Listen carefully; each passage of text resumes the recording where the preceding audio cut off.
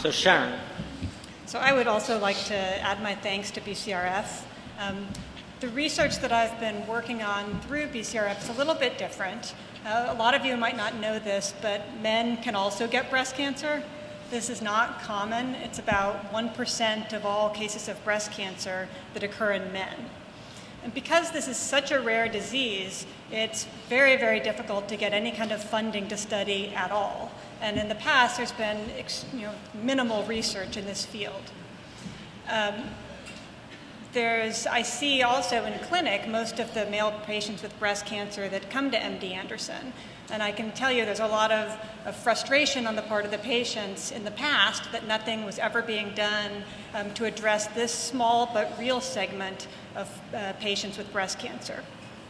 So the project that I'm working on with BCRF, again, is focused on trying to really understand the biology and the outcomes of breast cancer in men, and to see how it's either the same as or different breast cancer in women. This, as you can imagine, is a huge undertaking given that this is a rare disease.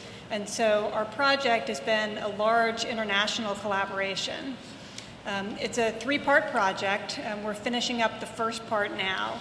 This, again, involves multiple centers around the United States, multiple centers in Europe, including the United Kingdom, Sweden, Switzerland, Belgium, Germany, many, many countries that are involved in this. And we're working to create a consortium so that we collect information from all of the male patients that come through these major centers in the US as well as the major centers in Europe. We have been collecting information on the basic clinical information on these patients, their risk factors, how they were treated, and their outcomes.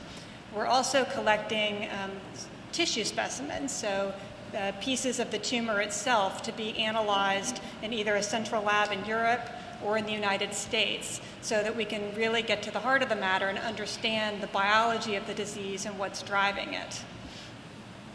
That's the first part, and it's actually so far been very successful. This is really the first successful effort. We have over 500 patients enrolled. We're anticipating it'll be about 1,500 patients internationally. The second step, which we're just starting now, will actually be a prospective study, so enrolling male patients as they come in, getting blood samples as well as the tissue samples, and then following them for outcomes. With this project, we hope to also be able to look at quality of life of male patients and to assess the side effects of therapy. So for example, some of the hormone blocking therapies that we use for female patients also work in men, but we expect that their side effects are probably somewhat different and the tolerance may be different. So these are the types of questions that we're trying to answer, both understanding the biology and the outcomes.